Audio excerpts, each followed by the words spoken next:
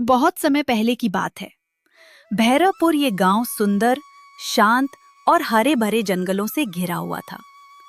लेकिन इस गांव की सबसे खास बात थी एक रहस्य, एक ऐसा शाप जिसने पूरे गांव को भय और अनुशासन के बंधन में बांध रखा था। कहा जाता था कि इस गांव में कोई भी व्यक्ति अगर किसी को धोखा देता है तो अगले ही दिन उसका सिर इंसानी ना रहकर बकरे का हो जाता है। लगभग 200 साल पहले गांव में एक तांत्रिक आया था, बाबा सोमनाथ। वो देखने में तो एक सामान्य साधु लगता था, लेकिन उसके पास अलौकिक शक्तियां थी।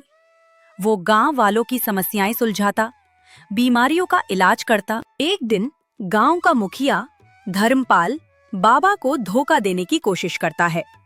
वो बाबा को कहता है कि एक मंदिर के लिए जो जमीन बाबा ने मांगी थी वो दे दी जाएगी, लेकिन अंदर ही अंदर वो जमीन किसी से बेच चुका होता है। जब बाबा को इसका पता चलता है, वो क्रोधित हो जाता है। वो पूरे गांव को शाप देता है। इस गांव में जिसने भी किसी को धोखा दिया, चाहे वह झूठ हो, उसका सिर इंसानी नहीं बकरे का होगा। अगली सुबह जब धर्मपाल उठता है तो उसकी चीखें पूरे गांव में गूंजती हैं। उसका सिर पूरी तरह से बकरे का बन चुका होता है, सींग, आंखें, कान, सब कुछ। वह बोलने में असमर्थ हो गया था।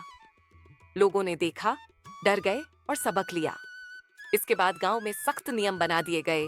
कोई झूठ नहीं बोलेगा, कोई किसी को धोखा नहीं देगा, वरना शाप सच हो जाएगा।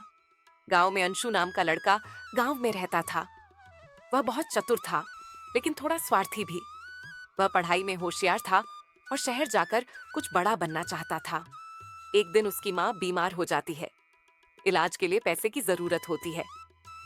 गांव के एक अमीर व्यक्ति हरिनाथ चाचा ने अंशु को एक भैंस चराने का काम दे रखा था। अंशु ने तय किया कि वह भैंस को शहर में बेच देगा और पैसों से माँ का इलाज कराएगा। झूठ बोलूंगा कि भैंस खो गई, उसने सोचा। माँ बच जाएगी, ये कोई बुरा काम नहीं है। अंशु शहर जाता है, भैंस बेच देता है और माँ का इलाज करवा देता है। माँ ठीक हो जाती है।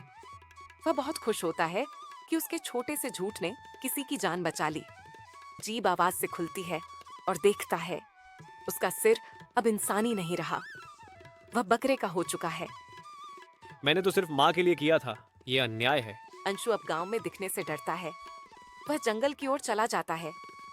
कई दिनों तक वह वहीं छुपा रहता है। धीरे धीरे गांव वालों को उसकी हालत का पता चलता है। सबको फिर से यकीन हो जाता है कि शाप अब भी जीवित है। कुछ दिनों बाद एक बूढ़ा साधु गांव आता है। उसे देखकर सब चौंक जाते हैं। वह बाबा सोमनाथ ही शिष्य होता है। वह कहता है, शाप का असर केवल तब तक है जब तक व्यक्ति अपने अपराध को न स्वीकारे और सच्चे दिल से क्षमा न मांगे। अंशु गांव के सामने आकर अपने अपराध को स्वीकार करता है और माफी मांगता है। साधु कुछ मंत्र पढ़ता है और अंशु बेहोश हो जाता है। जब होश आता है, उसका सिर वापस इंसानी हो चुका होता है। अंशु अब गांव में सबसे ईमानदार व्यक्ति बन गया था। वह दूसरों को भी सच्चाई और ईमानदारी की राह पर चलने के लिए प्रेरित करने लगा। उस दिन के बाद से भैरवपुर में फिर कभी किसी का सिर बकरे का नहीं हुआ, क्योंकि लोग अब सिर्फ डर से नहीं बल्कि समझ से सच्चाई बोलने लगे थे।